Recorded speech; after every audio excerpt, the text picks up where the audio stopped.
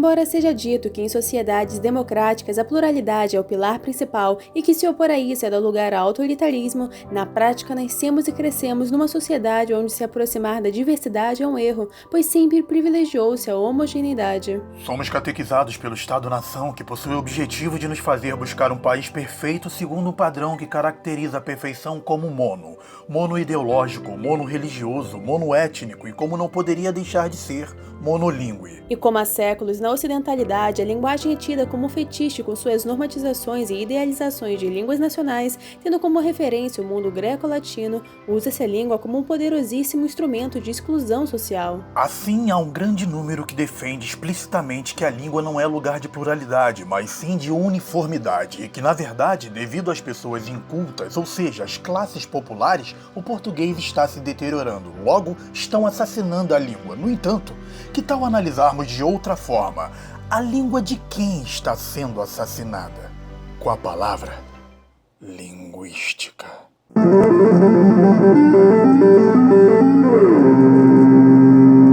Ainda que não se conheça sequer uma língua que tenha tido seu funcionamento comprometido e muito menos acabado pelas tão temidas mudanças em seu interior que o devir histórico tenha lhe proporcionado, a diversidade linguística é vista sempre como uma ameaça. Mas essa postura traz embutida nela, ainda que quem a tenha não saiba, o caráter exterminador da modernidade colonizadora. Já no tempo de Dante Alighieri, o vernáculo, aquilo que chamamos hoje de idioma próprio de um país, já era compatível com as normas e, por isso, já tinha começado a competir com o latim, levando-o gradativamente a perder força. Mas antes mesmo de chegar aos espaços da oficialidade, estava em grande parte da literatura, onde o latim era conservado apenas nos gêneros religiosos e historiográficos. Em relação à defesa de determinadas línguas vernáculas, trazemos o que Sylvain Roux, em A Revolução Tecnológica da Gramatização, diz.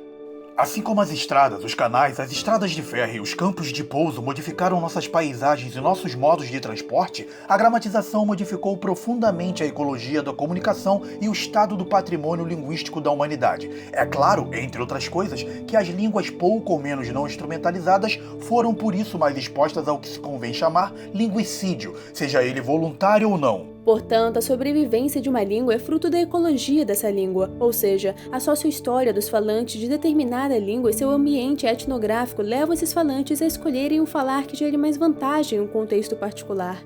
Assim, fica evidente que as mudanças na língua ocorrem por motivações externas que, consequentemente, produzem rearranjos internos. A colonização europeia atuou como fenômeno ecológico que provocou, conforme Canavilio Rajagopalan, o linguicídio, pois a partir da escravização e genocídio dos povos indígenas e africanos, houve a dominação cultural que, obviamente, foi decisiva tanto para a sobrevivência quanto para o assassinato das línguas desses povos. Em vista disso, fica claro que a formação do português brasileiro é fruto da ecolinguística imposta pelo sistema colonial, cuja base foi a escravização e, consequentemente, ainda que em um modelo de sociedade essencialmente racista, as populações africanas e indígenas participaram ativamente da formação histórica e cultural do Brasil, o que naturalmente não escapa ao plano linguístico. E devemos ressaltar ainda que, aos olhares dos europeus, explorar um território de não-humanos e impor a língua do colonizador era sinônimo da chegada do progresso. E como os nativos eram vistos como selvagens, compreendemos o porquê do linguicídio, pois, como diz Glória Anzaldúa, línguas selvagens não podem ser domadas, elas podem apenas ser decepadas. E é por isso que concordamos com Gabriel Nascimento quando diz que, ao serem politizadas, as línguas têm cor, gênero, etnia, orientação sexual e classe,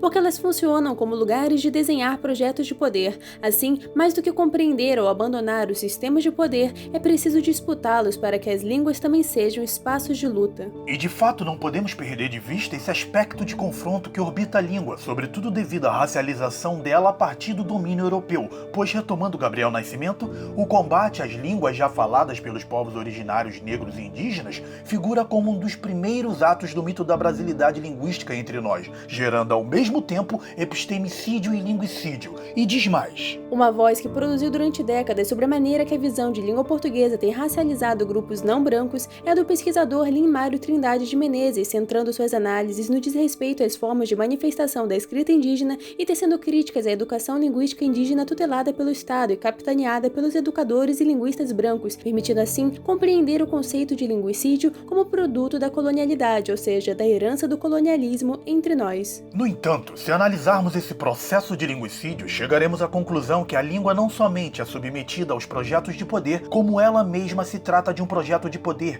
que inclusive se vale das origens do nacionalismo para criar o conceito moderno de língua nacional. Mas como se constrói a conceituação de língua ou ainda de nação? E o que não é língua? É o quê?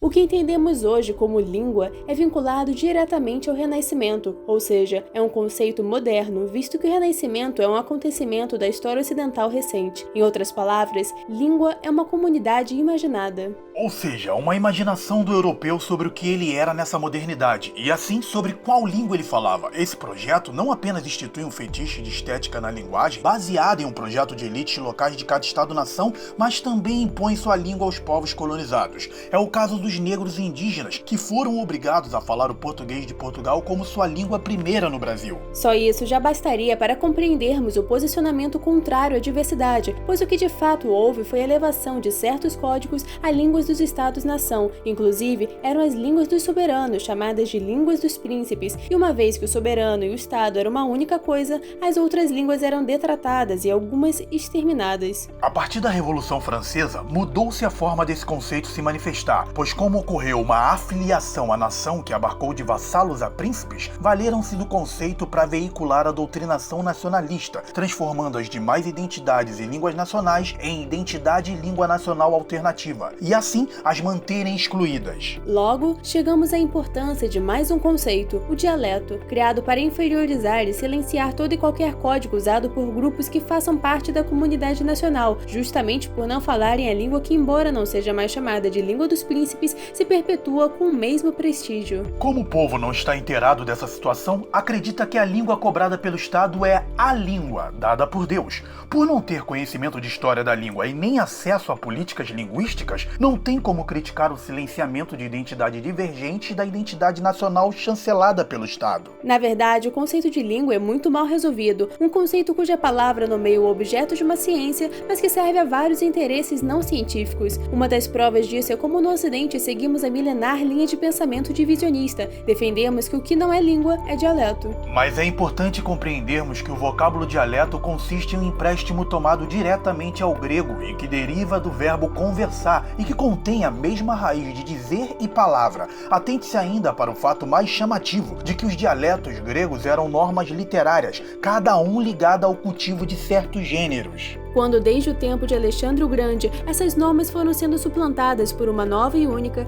esta também foi chamada de linguajar comum. Nada mais diferente dos dialetos da modernidade, dos quais se costuma pensar que são variantes não padronizadas e que não possuem literatura. Portanto, o que modernamente é chamado de dialeto é, de fato, moderno, já que não possui a mesma ligação ao que era o dialeto no grego, e foram os humanistas que forjaram esse conceito. E na esteira disso, não podemos deixar de manifestar outro jogo de linguagem muito bem trabalhado, o de se fazer parte de uma nação. Isso porque ambas as palavras, língua e nação, possuem histórias semelhantes. Pensa-se que sempre existiram conforme se entende hoje, ou seja, são naturais e universais. Mas como já dito, isso é ilusão, já que o significado de nação, assim como o significado de língua histórica, é tão inventado quanto é tão ocidental. As nações existem à medida que os seus membros creem que há fatores que os unem, sendo a língua histórica um deles, sendo que em sua origem, nação era um substantivo correspondente ao verbo nasci, nascer, ou seja, nascimento, e daí ganhou o sentido de conjunto de seres que compartilham algo desde o nascimento. Ao longo do século XVIII, ao passo que a língua padrão foi se estatizando, também ocorreu a aproximação do conceito de nação ao que é entendido hoje. Como consequência, o nacionalismo foi configurando-se como uma ideologia que gera e mantém a nação. Apesar disso, a língua ainda não era o fator essencial para definir uma nação. Na verdade, os nacionalismos linguísticos não são a regra, mas a exceção. Por toda a Europa, os laços de sujeição a um príncipe soberano foram sendo ressignificados como laços de pertencimento a uma nova comunidade imaginada, uma nação.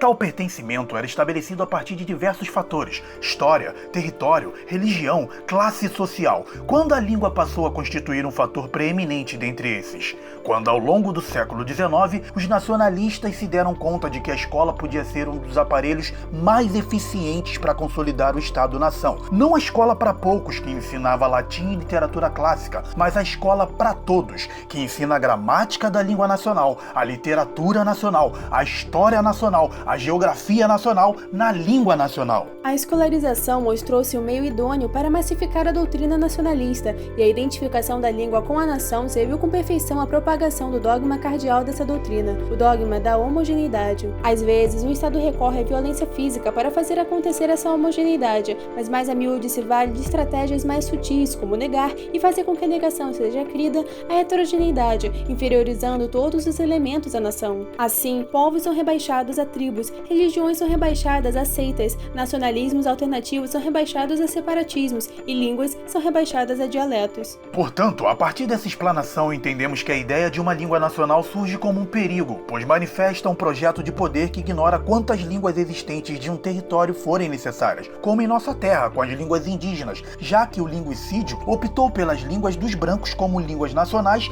em detrimento das demais línguas, transformando-as em dialetos. Desconsiderando assim também as línguas afro-brasileiras, que somaram e muito na formação da própria língua falada hoje no Brasil. São geralmente inferiorizadas, chamadas de dialetos, por se distanciarem da fala de indivíduos que compõem um grupo letrado. Mas o interessante, para não dizer bizarro, é que ninguém chama de dialeto o modo que jovens da classe média branca urbana falam. Entretanto, é facílimo ouvirmos que os indígenas caiapós, ou certa comunidade do interior do Brasil, que a maioria é negra, falam um dialeto. Então retomemos Gabriel Nascimento para alinhavar esse assunto. Em um processo de automonitoramento, o próprio falante branco e urbano muitas vezes produz erros de concordância achando estar produzindo uma língua correta. É o caso da hipercorreção. Por exemplo, ao dizer houveram, como no caso de houveram notícias falsas, ele desconsidera o uso de houve porque julga associado a variantes linguísticas que não têm prestígio. Assim, ele próprio se atrapalha em seu senso de língua correta e língua errada.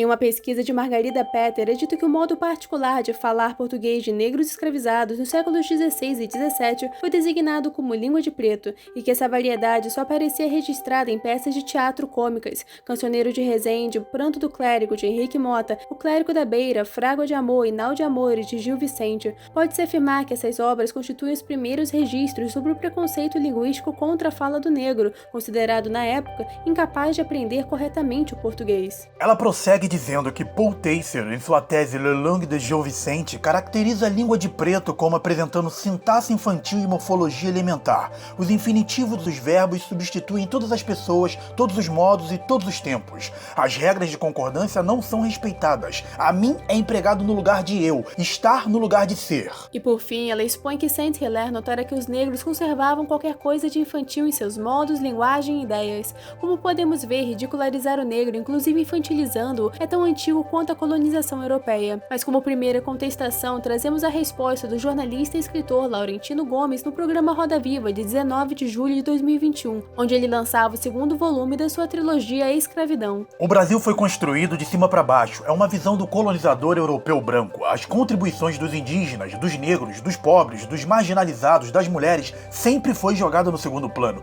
E isso transparece, ou transparecia até recentemente, nos livros de história, nos livros didáticos. Portanto, é um projeto nacional de esquecimento. E o Brasil perde muito, porque nós acabamos entrando em um processo de auto-engano, de fingir que nós somos uma coisa quando na verdade nós somos outra. Se você olhar os livros de história hoje, você vai ver que a escravidão no Brasil foi tão violenta quanto qualquer outro território escravista da América. E a chamada democracia racial é desmentida pelo noticiário do dia a dia. Nós somos um povo profundamente preconceituoso, profundamente racista. O fato de haver uma visão eurocêntrica e branca nos empobrece, nos torna um país infantil.